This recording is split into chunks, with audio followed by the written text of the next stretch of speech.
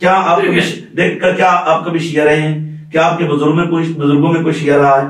کیا آپ کسی شیعوں کے ساتھ اٹھتے بیٹھتے ہیں؟ یا کیا آپ کے شیعوں کے ساتھ رشتہ داری ہے؟ کس وجہ سے یا ویسے الزام ہے؟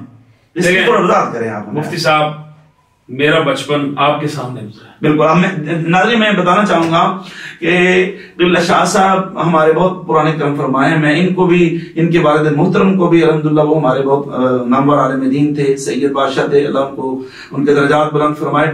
ہمارا اور شاہ صاحب کا جو علاقہ ہے ابائی وہ ایک ہی ہے، ہمارا ان کا قبرستان ایک ہے. لیکن اور یہ میرے بڑے بھائی ہیں، میں تو خادم مساعدات کر، میں تو کیا ان کا بھائی. یہ فرماتے ہیں کہ آپ میرے بھائی ہیں، ان کی ذرا نوازی کرم نوازی ہے مجھے، خاکسار کو اپنا بھائی کہتے ہیں. میں ان کے قدموں کے، میں تو سادات کا نوکر ہوں. تو میں نے جان بوجھ کے، ظاہر مجھے یہ بات چبھی تو میں نے کہا میں شاہ صاحب سے پوچھوں گا، اور یہ سوال ہم اس کا علیحدہ کلپ بنا کر اپلوڈ بھی کریں گے. تو شاہ صاحب فرمائیں. ہم آپ کو جانتے ہیں لیکن عوام کو عوام جو ہمارے علاقے میں نہیں آئے، جی، جو اب سے نہیں ملے، جی، ان کو شاید جو خطبہ حضرات ہیں یا پیران عظام ہیں، جی، ان کو شاید ہمارے بارے میں مس گائیڈ کیا گیا ہے. جی، آپ بحمدللہ یہ آج تک ہمارے دادا حضور حضرت سید محمد جلال الدین بخاری کی یہ زندہ و جاوید کرامت ہے، جی، کہ ہماری دربار کے ارد گرد، جی، راؤنڈ اباؤٹ آپ 4 کلومیٹر کا سرکل بنا لیں، 5 کلومیٹر کا سرکل بنا لیں، ہماری دربار کے ارد گرد 5 کلومیٹر کے چاروں اطراف، جی، الحمدللہ آپ کو نہ صدیق کا کوئی دشمن نظر آئے گا، نہ علی کا دشمن نظر آئے گا. سبحان اللہ. ہمارے پورے علاقے میں ہم نے بد عقیدہ پیدا ہی نہیں ہونے دیا. سبحان اللہ، کیا بات ہے. اور اس میں کوئی شک آپ دیکھیں اعلیٰ حضرت عظیم البرکت شاہ احمد رضا فاضل بریلوی، آپ نے محبت اہل بیت اتنی کی، سبحان اللہ، ٹھیک ہے، اس بنا پر ساری زندگی آپ کتابیں پڑھ کر دیکھ لیں اہل سنت پر. اہل سنت کے جناب یہ جو دوسرے حضرات ہیں، خارجی حضرات، انہوں نے امام اہل سنت کے بارے میں کیا کچھ لکھا، لیکن انہوں نے کسی فتوے کی پرواہ نہیں کی. امام اہل سنت نے بیعت وقت دونوں ہاتھوں سے محبت اہل بیت کا دامن بھی پکڑے رکھا اور عزت صحابہ کا دامن بھی پکڑے رکھا. دونوں علموں کو جس نے اٹھایا وہ اعلیٰ حضرت ہے. اہل سنت کا بیڑا پار جس اصحاب حضور نجم ہے اور نو ہے عطرت رسول اللہ. اب دیکھیں میں صرف اور صرف میرا جو لوگ میرے پوائنٹ آف ویو سے اختلاف کرتے ہیں وہ یہ ہوتا ہے، میں ان کو کہتا ہوں، میں نے کہا ہم لوگ ون سائیڈڈ نہیں چل سکتے، ہم لوگ دونوں طرف ساتھ چلیں گے، اہل بیت اور صحابہ، اہل بیت اور صحابہ. ہمارا نہ ان کے بنا گزارا ہے نہ ان کے بنا گزارا. اب میں جن کو ٹوکتا ہوں صحابہ کی بنا پر وہ مجھے کہتے ہیں یہ رافضی ہے، اور جن کو میں ٹوکتا ہوں اہل بیت کی بنا پر وہ مجھے سمجھتے ہیں یہ خارجی ہے. اب میں بھی دیکھیں ہمارا الحمدللہ عقیدہ بالکل واضح ہے، نہ کوئی آپ کی رشتہ داری نہ تعلق. ہمارے تو رشتہ داروں میں حضرت سید جلال الدین بخاری نے اپنے بچوں تو چھوڑے، ارد گرد جو بیٹھے ان میں بات عقیدہ نہیں پیدا ہونے دیا. ہمارے برادری میں تو بات عقیدہ ہے ہی. الحمدللہ ہم تو صدیق پاک ہوں، فاروق پاک ہوں، عثمان پاک ہوں، مولانا ایون کہ حضرت امیر معاویہ ہوں. اللہ اکبر. اچھا اس میں آپ سے چلے، آپ نے خود چھیڑ دی لفظ، تو چلیں ہمارے یہ تو کلیئر ہو گیا، ٹھیک ہے. آپ اس یہاں پر بہتان ہے، یعنی آپ اگر صحابہ کا ذکر کریں تو دوسرے کہتے ہیں یہ مطلب ہے کہ رافضی اور اگر آپ اہل بیت کا ذکر کریں تو وہ لوگ کہتے ہیں رافضی، وہ تو امام شافعی کو بھی لوگ کہتے ہیں، وہ تو اور ائمہ کرام. اور میں اعلیٰ حضرت کے حوالے سے چلے بات ایک کہہ دیتا ہوں. میرے محسن، میرے مربی شیخ الحدیث اور تفسیر استاد العلماء حضرت قبلہ جگر گوشہ غزالی زمان سید ارشد سعید شاہ صاحب کاظمی دامت برکاتکم العالیہ، اللہ ان کا سایہ ہمارے سروں پر قائم و دائم رکھے. اس وقت سنیت کا درد جو ان کے سینے میں، شاید کسی کے سینے وہ اور بڑا کام کر رہے ہیں، اللہ ان کو دراجوں میں بالخیر دے، ہماری دعا ہے.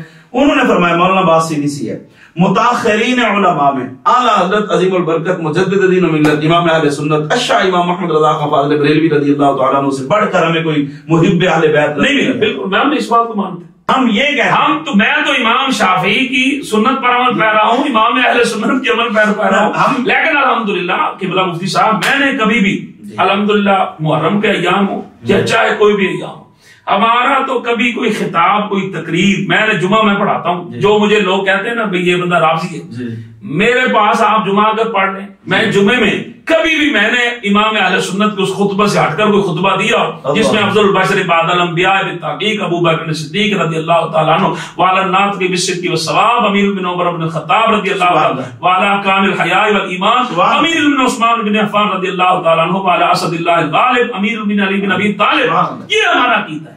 ہم کیوں اس عقیدے سے جو پڑھنا چاہے ویسے سعادت کی بات ہے جمعہ کے پاس بڑے کم از کم یہ جو پروگرام سن کے لیے اگر کوئی آپ کو کچھ کہتا ہے تو وہ اپنے منہ پہ آپ ہی تھپڑ مارے. آسمان کی طرف تھوکنے سے منہ پر چہرے پر ہی تھوک گرے گا. آسمان کا کیا بگڑ. ملازم حسین ڈوگر صاحب ہمارے خطیب ہیں, ان کا ذکر میں یہاں ضروری کروں گا. مجھے لوگ کہتے ہیں کہ آپ نا یوٹیوب چینل بنائیں, اس پر لوگوں کو جواب دیں جو آپ کو ایسے ایسے کہتے ہیں. میں نے کہا میں کس کو جواب دوں گا. ڈوگر صاحب نے ایک بڑی بات کی تھی, سمندری میں آپ کا خطاب تھا, اس وقت میرے ایام تھے, 9 بہار خطابت تھے, میری مسجد میں ایک امامت تھی فیصل آباد میں, تو حضرت صاحب وہاں پر تشریف لائے, تو ان سے پہلے ایک خطیب لاہور کے بڑے مشہور ہیں, ان کو بلوایا گیا صرف اور صرف ڈوگر صاحب کی تقریر کا رد کرنے کے لیے. ڈوگر صاحب کا خطاب, ڈوگر صاحب نے کہا خطاب میں نے پہلے کرنا ہے. ڈوگر صاحب نے خطاب پہلے کیا. اب ڈوگر صاحب خطاب کر کے جب ختم کرنے لگے تو ڈوگر صاحب نے کہا کہ بھئی لوگ کہتے ہیں کہ ڈوگر صاحب آپ لوگوں کو جواب کیوں نہیں دیتے. تو ڈاکٹر صاحب نے کہا کہ بھئی اب بات یہ ہے کہ میں جا رہا ہوں یا آپ جا رہے ہیں یا کوئی بھی جا رہا ہے, اس کو راستے میں کتا پڑے گا تو وہ پہلے تو اس کو بھگائے گا, اگر وہ نہیں بھاگے گا تو وہ پتھر مارے گا, وہ پتھر بھی نہیں مارے گا تو صاحب ظاہر اس نے کاٹ لینا ہے.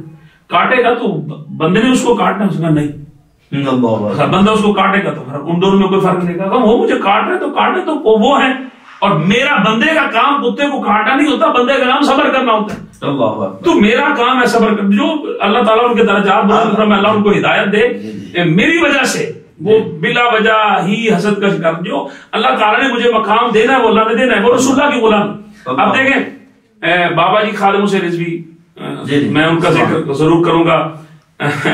میں ان کے عقیدے کا بندہ ہوں. انہوں نے ایک بات جو 2012 میں جب میری ان سے فرسٹ ملاقات ہوئی تھی تو انہوں نے مجھے ایک سمجھائی تھی, اور میں خطبہ حضرات کو خصوصاً جو خطاب کرتے ہیں ان سے یہ کلپ آپ کاٹ کر ان کو پیش کیجئے گا کہ میں اور اہل سنت کے لیے جو بابا جی کے امانت میرے پاس ہے, میں آپ کے توسل سے پوری دنیا میں جہاں پر بھی بابا جی کے ماننے والے ہیں, جاننے والے ہیں, ان سے محبت کرنے والے ہیں, ان سب کو یہ التماس کروں گا. بابا جی نے ہمیں کہا تھا یہ جو ساری تقریر ہیں یہاں پر میں ان بحث و مباحثے میں کیوں نہیں پڑھتا, اس وجہ سے نہیں پڑھتا. بابا جی فرماتے تھے کہ شاہ صاحب صحابہ ہوں اور اہل بیت ہوں, وہ نبوت و رسالت کی حویلی میں رہتے ہیں.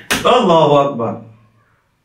نبوت اور رسالت کی حویلی میں رہتے ہیں. سبحان اللہ.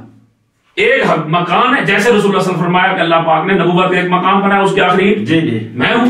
ایسے ہی بابا جی نے اس دائرے میں بات کرتے ہوئے کہا اہل بیت اور صحابہ کی ہم عزت سرکار کی وجہ سے. سبحان اللہ. وہ نبوت اور رسالت کی حویلی میں, وہ نبوت اور رسالت کی حویلی میں, اس کا دروازہ بند ہے, لاک ہے. سبحان اللہ. اس میں نہ کوئی اب آ سکتا ہے, نہ جو اندر آ گئے ہیں نہ ان سے کوئی باہر جا سکتا ہے. نہ اب کوئی اہل بیت بن سکتا ہے اور نہ اب کوئی صحابی بن سکتا ہے. سبحان اللہ. جیسے نبوت اور رسالت کا سلسلہ منقطع ہے, ویسے سیادت کا اور صحابیت کا سلسلہ منقطع ہے.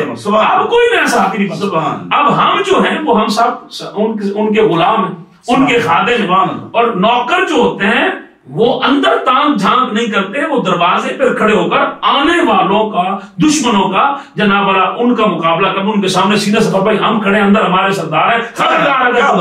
کیا بات ہے یار, کیا بات ہے. ہمارا کام بابا جی کی کیا بات ہے, ہمارا کام اندر کیا ہو رہا ہے, صدیق کا مقام کیا ہے, علی کا مقام کیا ہے, ترازو لے کر نہیں. ہم علی کے نوکر, ہم صدیق کے نوکر, ہم تو بات دروازے پہ کھڑے, دروازے پہ کھڑے. اندر جو داخل ہو گیا ہے وہ پلید کو بھی اندر جانے دے, پلید اندر آ نہیں سکتا. دیکھیں میں تقریروں میں میرا آن دا ریکارڈ ہے, میں نے کہا کہ کوئی منافق صحابی نہیں ہو سکتا. اللہ اکبر. منافق صحابی نہیں ہو سکتا, اور صحابی منافق نہیں ہو سکتا. کیوں؟ منافق پلید ہے. اللہ اکبر. منافق پلید ہے, اور نبوت اور رسالت کی حویلی پاک ہے. پلید کیسے جناب اللہ اس میں آ سکتا ہے؟ نبوت اور رسالت کی. ماشاءاللہ خوبصورت آپ نے توجیہ فرمائی, آج آپ نے ہمارے دل باغ باغ کر دی. اللہ کو جزائے خیر.